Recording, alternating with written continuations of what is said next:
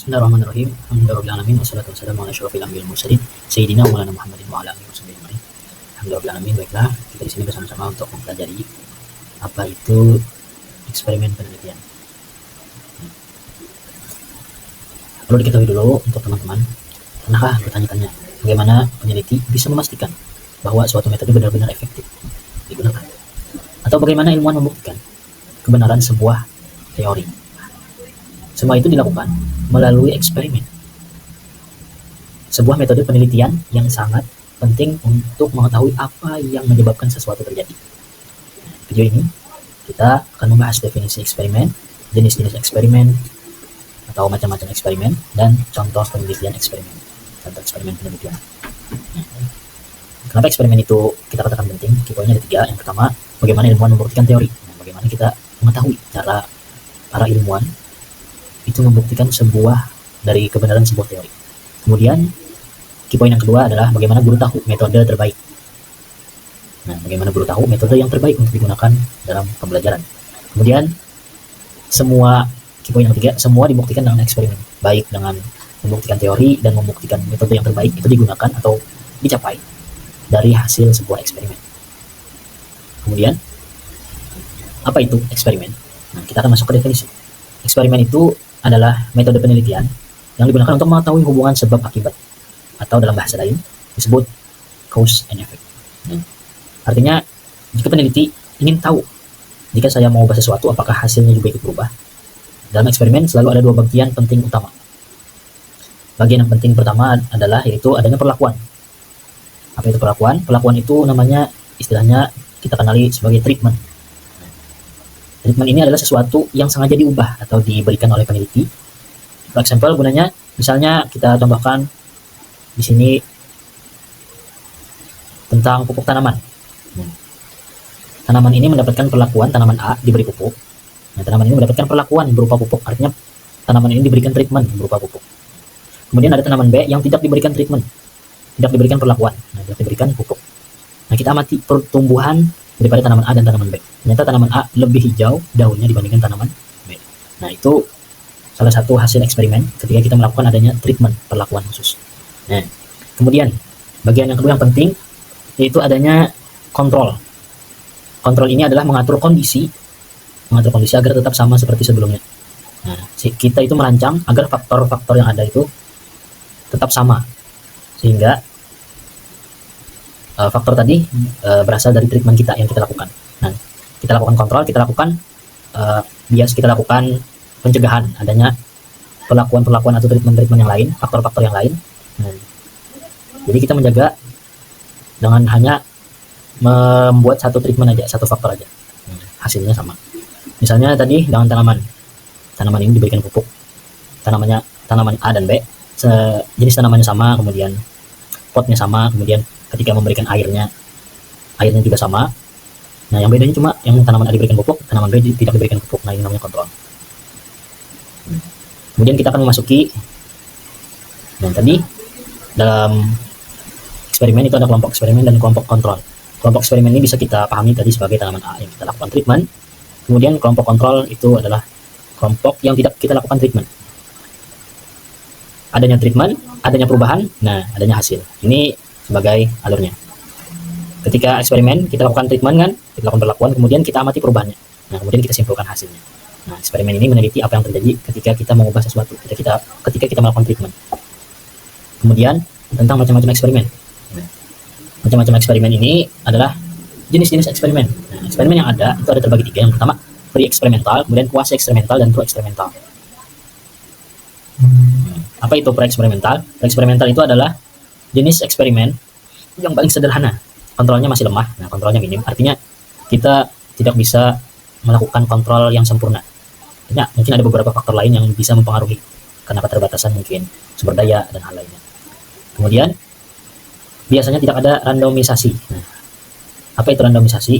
Randomisasi ini misalnya adalah kita bisa atau kita mampu melakukan atau memilah kelompok kontrol dan kelompok eksperimen itu secara random, secara acak.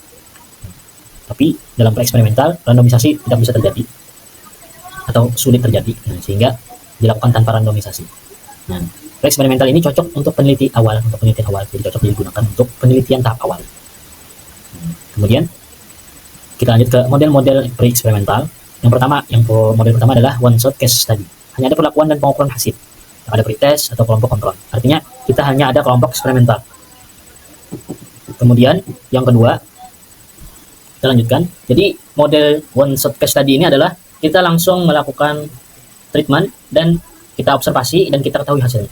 Nah, tak ada pretest sebelumnya dan juga tak ada kelompok kontrol atau kelompok pembandingnya. Nah, hanya ada kelompok eksperimen.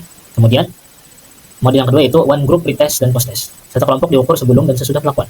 Artinya dalam one group pretest dan post-test ini satu kelompok saja. Ada pretestnya, kemudian ada treatmentnya, kemudian ada post-test. Nah, sederhananya lebih baik dibandingkan one shot case tadi, tapi masih ada faktor-faktor lain yang luput yang bisa mempengaruhi eksperimen. Kemudian yang ketiga model yaitu static group comparison. Dua kelompok dibandingkan. Nah, artinya sudah ada nih kelompok kontrol dan kelompok eksperimen. Yang satu diberi treatment dan yang satu tidak diberi treatment tanpa pretest. Walaupun antara kelompok eksperimen dan kelompok kontrol itu tidak diacak, artinya tanpa randomisasi masih. Kemudian kita lanjut ke macam yang kedua yaitu kuasi eksperimental. Nah, kuasi eksperimental ini maksudnya digunakan ketika peneliti tidak bisa melakukan randomisasi. Artinya nih kita sudah bisa melakukan treatment dan bisa melakukan kontrol secara minim, tapi kita masih belum bisa melakukan randomisasi. Nah, misalnya dalam penelitian eksperimen sosial dan pendidikan, guru tidak bisa mengacak siswa ke siswa lainnya dalam satu kelas. Nah, itu kan karena keterbatasan mungkin, jadi tidak bisa dilakukan. Nah, ini tanpa randomisasi. Nah, ini masuk ke kuasi eksperimental. Nah, tanpa randomisasi, tapi ada pretest dan post-test, tentu lebih kuat dibandingkan daripada model yang pertama yaitu pre-eksperimental. Kemudian, untuk kuasi eksperimental ini juga ada modelnya. Yang pertama yaitu model non-covalent control group. Pelakuannya itu dua kelompok eksperimen dan kontrol. Kelompok yang kita lakukan treatment untuk eksperimen dan kelompok pembandingnya yang tidak kita lakukan treatment itu diukur sebelum dan sesudah perlakuan. Nah, sebelum kita lakukan treatment bagaimana, sesudah kita lakukan treatment bagaimana, tanpa randomisasi dan pemilihan kelompoknya. Kemudian model yang kedua itu time series design. Nah, pengukuran dilakukan berkali-kali sebelum dan sesudah perlakuan untuk melihat pola perubahan dari waktu ke waktu. Maksudnya, model time series design ini kita melakukan pengukuran sebelum kita melakukan treatment. Ini kita ukur standarnya, faktor-faktornya kita ukur semua sebelum melakukan eksperimen. Kita lakukan berkali-kali. Nah, sesudah itu baru kita lakukan treatment untuk melihat perubahan berbagai pola dari waktu ke waktu. Kemudian kita akan masuk yang ketiga yaitu true eksperimental. True eksperimental ini tentu lebih kuat dari kuasi eksperimental, tahap paling akhir dari penelitian. Di true eksperimental ini kita bisa melakukan namanya randomisasi. Nah, kontrol ketat dan paling kuat. Nah, oleh karenanya randomisasi terjadi dan kontrol juga sangat kuat setelah kita lakukan treatment. Nah, jadi hasilnya juga kuat, paling kuat membuktikan sebab akibatnya. Kemudian model true eksperimental ini ada tiga. Yang pertama pretest post-test control group. Kemudian kelompok ini dipilih secara random. Nah, diukur sebelum dan sudah melakukan desain paling umum dan kuat. Nah, ini buktinya paling umum dan kuat. Kemudian post-test only, hanya mengukur setelah perlakuan. Artinya kelompok random yang kita ukur tadi, baik eksperimen maupun kontrol, kita lakukan pengukuran setelah kita lakukan treatment. Nah, cocok jika pretest ini mungkin dapat mempengaruhi hasil. Kemudian model yang ketiga itu Solomon for Group, menggunakan 4 kelompok untuk menguji efek pretest. Nah, desain paling komprehensif dan paling kompleks. Oke, selanjutnya kita akan membahas contoh-contoh dari macam-macam yang sudah dijelaskan sebelumnya. Nah, yang pertama di sini ada contoh dari model pre-eksperimental. Yang pertama yaitu one shot case study. Nah, di one shot case study ini tadi kan itu diberikan perlakuan terlebih dahulu, baru setelah itu dilaksanakan atau dilakukan pretest, post-test maksudnya. Nah, contohnya di sini yaitu peneliti memberikan media video animasi sistem pencernaan misalnya kepada satu kelas lalu langsung memberikan post-test. Jadi dalam one shot case study di sini tidak ada pretest. Jadi langsung ke perlakuan, setelah di perlakuan tersebut baru diberikan post-test untuk melihat hasil dari media video tersebut. Nah, yang kedua yaitu one group pretest post-test. Nah, dalam one group pretest post-test di sini itu dilakukan pretest, setelah itu perlakuan, dan setelah itu ada post-testnya. Nah, contoh penelitiannya yaitu peneliti memberi pretest tentang bangun ruang. Misalnya, setelah itu peneliti menerapkan media GeoGebra untuk bangun ruang tersebut. Setelah selesai menerapkan media tersebut, peneliti memberikan post-test untuk menilai hasil dari penerapan media GeoGebra pada bangun ruang tersebut. Nah, jadi untuk one group pre-test, post-test, di situ diberikan pre-test terlebih dahulu, setelah itu ada perlakuannya, dan setelah itu ada post-testnya. Yang ketiga, dari model pre-eksperimental, yaitu static group comparison. Nah, untuk static group comparison itu dilakukan perlakuan, dan setelah itu dilakukan post-test juga. Nah, di sini juga tidak ada pretest. Namun, untuk static group comparison itu dilakukan dalam dua kelompok. Jadi, kalau one shot case study itu dalam satu kelompok aja, satu kelas aja. Kalau untuk static group comparison itu dilakukan dalam dua kelompok. Jadi, sama-sama tidak memakai pretest, one shot case study dengan static group comparison, tapi untuk one shot case study itu dilakukan untuk pada satu kelas aja, pada satu kelompok aja, sedangkan static group comparison itu dilakukan pada dua kelompok. Contoh penelitiannya yaitu peneliti memberi perlakuan flashcard digital. Misalkan pada kelas A dan untuk kelas B itu tidak diberikan perlakuan. Jadi hanya kelas A yang pembelajarannya memakai flashcard digital dan kelas B tidak memakai flashcard digital, hanya memakai pembelajaran seperti biasanya. Nah, kedua seperti yang sudah dijelaskan tadi, kedua kedua kelas tersebut itu akan diberikan post-test di akhirnya. Nah, selanjutnya contoh dari model kuasi eksperimental. Di sini ada dua, yaitu yang pertama ada non-equivalent control group. Nah, di sini contohnya yaitu peneliti misalnya ingin meneliti bagaimana video pembelajaran itu meningkatkan pemahaman siswa. Nah, peneliti akan menggunakan yang pertama kayak dua kelas gitu. Yang pertama kelas 7A untuk kelompok eksperimen menggunakan video pembelajaran tadi, dan yang kedua itu kelas 7B kelompok sebagai kelompok kontrol menggunakan metode seperti biasa. Nah, kedua kelompok tersebut itu akan diberikan pretest dan juga post-test. Nah, dan untuk kelasnya tersebut tidak diacak. Jadi karena di non equivalent control group itu kelas itu sudah terbentuk. Jadi dalam desain ini itu peneliti tidak bisa mengacak siswa ke dalam kelompok. Karena kelas sudah terbentuk. Nah, itu sebabnya namanya non-equivalent. Artinya kelompoknya memang tidak setara dari awal. Nah, ketika pembelajaran sudah selesai, peneliti itu akan memberikan post-test kepada kedua kelompok. Nah, hasil dari pre-test dan post-test tersebut itu akan dibandingkan untuk melihat apakah penggunaan video itu benar-benar membuat peningkatan belajar atau tidak. Jadi, untuk non-equivalent control group ini, ada dua kelas eksperimen dan juga kelas kontrol. Untuk kelas eksperimen itu misalnya kayak di sini tadi itu dilakukan menggunakan video pembelajarannya. Nah, sedangkan untuk kelas kontrol itu seperti metode biasanya. Nah, dan untuk kelasnya sendiri di non-equivalent control group itu tidak bisa diacak karena mereka adalah kelas yang sudah terbentuk, jadi kelompoknya memang tidak setara dari awal. Nah, yang kedua yaitu time series design. Untuk time series design ini, contohnya yaitu misal peneliti ingin meneliti bagaimana aturan 10 menit membaca itu mempengaruhi kemampuan membaca siswa. Nah, di sini peneliti akan melakukan yang pertama, tes membaca 3 kali sebelum aturan diterapkan. Yang kedua, yaitu menerapkan aturan 10 menit membaca.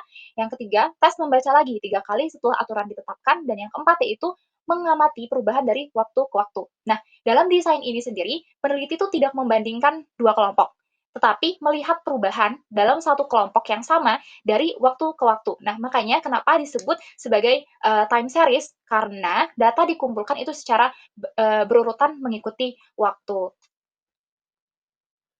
Oke, selanjutnya contoh yang terakhir yaitu dari model-model true eksperimental.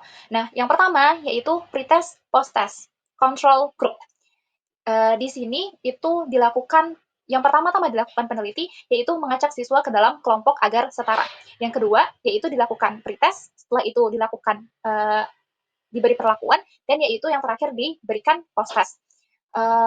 Di contohnya di sini yaitu peneliti membagi siswa secara acak menjadi dua kelompok eksperimen dan juga kelompok kontrol. Di contoh ini, kelompok eksperimen akan belajar menggunakan media timeline sejarah, dan kelompok kontrol akan belajar seperti biasanya. Nah, jadi untuk pre-test, post-test control group ini, Pertama-tama itu tadi siswanya diacak dulu, baru setelah itu dilakukan pretest, diberikan perlakuan, dan juga diakhiri dengan post-test. Yang kedua, yaitu untuk untuk post-test only. Nah, untuk di post-test only ini, hanya di sini peneliti mengacak siswa menjadi dua kelompok, sama kayak tadi, yang pertama kelompok eksperimen, dan yang kedua adalah kelompok kontrol. Untuk kelompok eksperimen, itu pembelajarnya menggunakan video studi kasus ekonomi, dan kelompok kontrol belajar seperti biasanya. Untuk di post-test only, ini hanya diberikan post-test, tidak ada pre-test. Jadi, urutannya adalah mengacak siswa dalam dua kelompok yang relatif sama, terus setelah itu baru diberikan perlakuan dan baru diberikan post-test di akhir setelah perlakuan tersebut. Nah, yang terakhir yaitu Solomon for Group. Di sini, pada contoh ini, peneliti itu menggunakan simulasi FAT, fisika, sebagai perlakuan. Peserta dibagi menjadi 4 kelompok. Kelompok yang pertama, yaitu pretest, setelah itu diberikan simulasi, FAT, dan setelah itu diberikan post-test. Kelompok kedua, yaitu diberikan pretest, setelah itu, dan ini yang kelompok kedua tanpa simulasi, setelah itu baru diberikan post-test. Untuk kelompok ketiga, itu ada simulasi FAT, dan setelahnya itu diberikan post-test. Untuk kelompok ketiga itu tanpa pretest, dan kelompok yang keempat yaitu ada post-test saja. Jadi untuk kelompok keempat itu tidak ada pretest dan juga tanpa simulasi. Nah, peneliti melakukan ini itu untuk melihat apakah simulasi FAT itu efektif atau apakah pretest itu mempengaruhi hasil dan apakah perlakuan atau tetap efektif walau tanpa pretest. Jadi untuk Solomon for Group itu ada 4 kelompok di sini. Dan di sini ada yang dilakukan pretest, ada yang diberikan perlakuan, dan ada yang diberikan post-test. Baik, sekian presentasi dari kami. Mohon maaf jika ada kekurangannya. Wassalamualaikum warahmatullahi wabarakatuh.